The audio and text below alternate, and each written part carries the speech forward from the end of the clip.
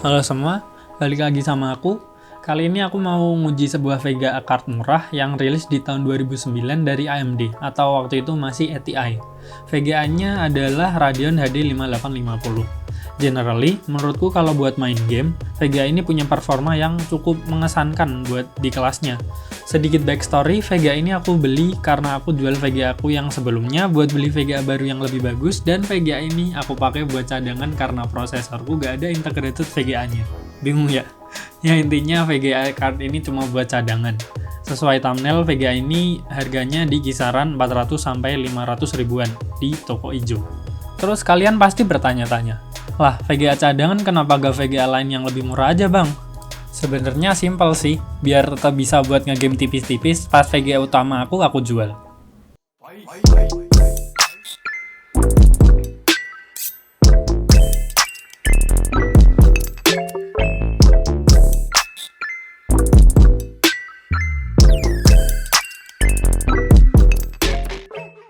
HD 5850 yang aku pegang sekarang ini adalah Sapphire HD 5850 Extreme. Untuk coolingnya dia pakai single fan dan dua buah heat pipe tembaga ukuran 8 mm.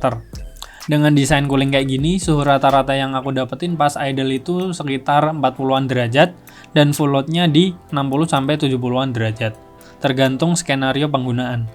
Buat port dia ada satu kali DisplayPort, satu kali HDMI 1.3, dan dua link DVI konektor. Nggak ada backplate di Vega ini, jangan ngarep banyak ya. Karena TDP-nya cukup tinggi yaitu di 151 watt, Vega ini butuh 2 kali 6 pin power connector. Bisa dibilang Vega ini cukup boros ya. PSU yang direkomendasikan aja 500 watt. Tapi di tes aku kali ini aku coba pakai 450 watt selama kurang lebih sebulan. But don't try this at home. Seperti yang aku bilang tadi, VGA ini awal rilis di tahun 2009, tepatnya 30 September 2009. Aku nggak akan bahas terlalu teknis soal VGA ini ya, tapi kalian bisa lihat spesifikasi lengkapnya di gambar ini. Secara garis besar, VGA ini punya VRAM sebesar 1 GB GDDR5, berinterface 256 bit, memory clock di 1000 MHz, efektifnya di 4000 MHz, dan graphics clock di 725 MHz. Menariknya, Vega ini udah GDDR5, tapi karena VRAM-nya cuma 1 GB, buat game-game sekarang mungkin udah agak kurang ya. Tapi di beberapa skenario, Vega ini masih cukup kuat kok. Terus yang menarik lagi dari Vega ini yaitu walaupun rilis di 2009, Vega ini udah support DirectX 11, yang pada saat itu masih jarang banget. Walaupun game-game sekarang udah mulai banyak yang beralih ke DirectX 12 atau Vulkan, mayoritas game yang udah rilis masih support DirectX 11. Jadi kalian masih bisa-bisa aja main game-game sekarang. Toh, walaupun Vega ini support DirectX 12, menurutku nggak bakal kuat main game-gamenya. Karena mayoritas yang udah support DirectX 12 itu game-game yang berat. Oke, cukup buat spesifikasi di atas kertasnya. Sekarang langsung aja kita ke pengujian buat main game. Untuk test bed-nya di sini aku pakai PC pribadi aku. Spesifikasi lengkap bisa kalian lihat di layar.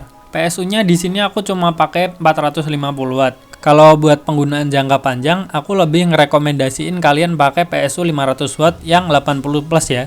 Ini karena cuma buat ngetes, jadi 450 watt harusnya udah cukup-cukup aja. Untuk game-game yang aku tes ada 5, yaitu GTA 5, Genshin Impact, PES 2017, Valorant, dan PUBG Lite. Oke, masuk ke pengetesan pertama yaitu GTA 5. Di sini aku ngetes di normal preset, DirectX 11 dengan phasing mati. Terus beberapa setting ada yang aku naikin kayak anti-aliasing ku jadiin 16 kali, population density, population variety, dan distance scaling aku jadiin setengah. Untuk footage yang kalian lihat sekarang ini aku main di setting yang udah aku jelasin tadi di resolusi 900p. Bisa kalian lihat ini bisa dapat 60-70an fps. Kenapa aku nggak pakai benchmarknya? Karena kalau pakai benchmarknya fps-nya fluctuate atau naik banget pas transisi scene. Pengaruhnya nanti average FPS-nya jadi tinggi banget dan nggak ngasih gambaran asli performa VGA ini. Mungkin kalian bakal ada yang mikir, kenapa nggak nyalain phasing aja bang? Atau FPS-nya nggak di-cap aja bang? Kayak gitu juga nanti nggak bisa kasih gambaran performa maksimal dari VGA ini karena FPS-nya terbatasi. Jadi solusinya aku main biasa aja, tapi dengan banyak aksi ledakan-ledakan biar bisa gambarin performa VGA ini pas lagi intens-intensnya. Untuk pengetesan di resolusi lain, kalian bisa lihat di grafik ini. Seperti yang kalian lihat, di resolusi 1080p sebenarnya VGA ini masih kuat di rata-rata 50 fps. Tapi karena VRAM-nya cuma 1 GB, kalian bakal ngerasain ada stuttering atau patah-patah, atau bahkan tekstur yang telat render.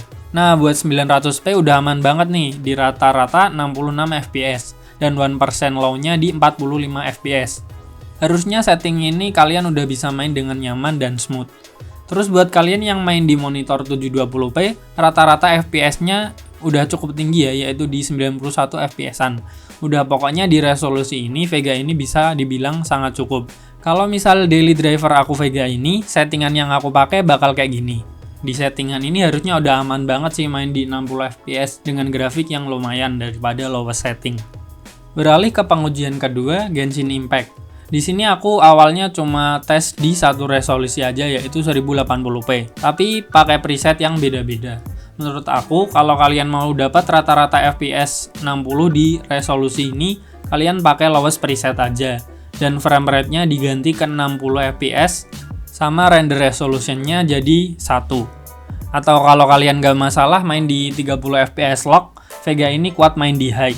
Dan kalian bisa lihat di setting high, VGA ini stabil di 30-an fps.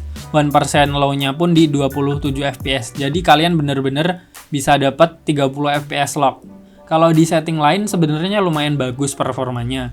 Di setting low bisa dapat average 52 fps dan setting high di rata-rata 41 fps. Tapi kalau aku pribadi lebih ngincar ke fps yang stabil ya. Jadi antara 60 atau 30 fps saja.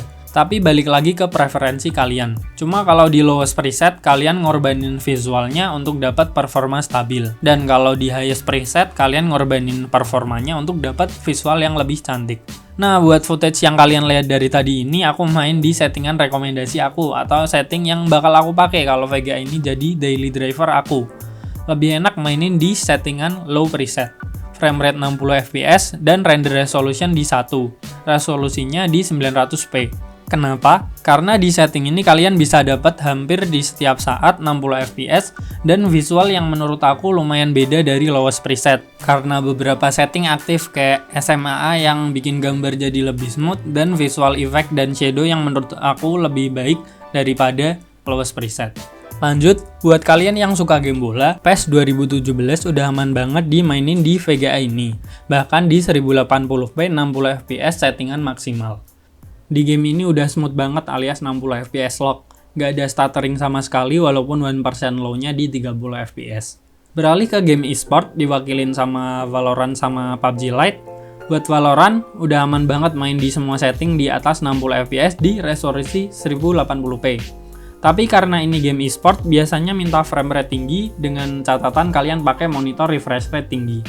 VGA ini mampu jalan di rata kanan di average 78,3 fps. Sangat cukup, apalagi buat kalian yang main di monitor refresh rate 60 Hz. Terus buat settingan yang terbaik menurutku di all low, 16 kali anti-aliasing, 4 kali MSAA, clarity on, dan shadow on. Di settingan ini kalian udah bisa dapat rata-rata 95 fps di resolusi 1080p. Kalau pengen FPS yang lebih, mungkin kalian bisa matiin settingan MSA-nya. Terus kalau kalian yang pakai monitor refresh rate tinggi, mungkin refresh rate-nya dijadiin 90 Hz aja. Masuk ke pengetesan terakhir yaitu PUBG Lite. Di sini aku cuma nyoba dua setting yaitu 1080p, medium, dan custom. Di settingan medium preset udah aman banget, rata-rata 64 fps. Cuma kadang aku ngerasain ada stuttering dikit. Rekomendasi aku, kalian main di lowest preset aja. Tapi view distance sama anti-aliasing-nya kalian maksimalin. Terus shadow-nya di set ke low aja. Di setting ini kalian bisa dapat rata-rata 88 fps dan udah smooth banget.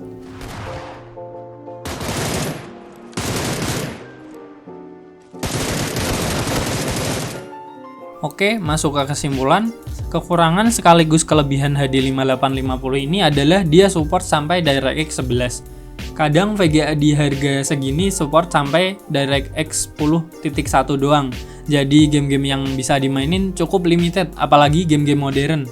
Terus karena kedepannya bakal banyak game yang mulai beralih ke DirectX 12 atau Vulkan, VGA ini mungkin kurang future proof ya, apalagi dengan VRAM yang cuma 1 GB.